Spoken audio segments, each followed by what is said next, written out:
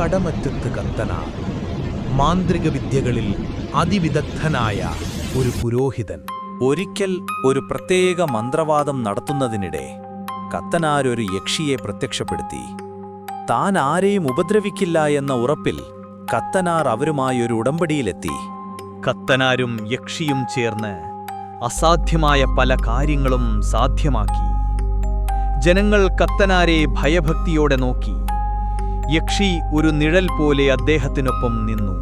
എന്നാൽ ഒരു രാത്രി യക്ഷിക്ക് കത്തനാരോട് പ്രണയം തോന്നി. അവൾ ഉടമ്പടി ലംഘിച്ചു. കത്തനാരെ കൊണ്ടുപോകാൻ അവൾ ശ്രമിച്ചു. ഭീകരമായ പോരാട്ടമായിരുന്നു അത്.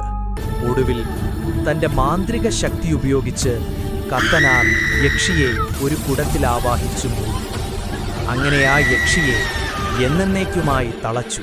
കടമറ്റത്ത് കത്തനാരുടെ ഈ യക്ഷിക്കഥ ഇന്നും ഒരു ദുരൂഹതയായി തുടരുന്നു. ആ യക്ഷി ഇന്നും അവിടെയുണ്ടോ? ആർക്കറിയാം.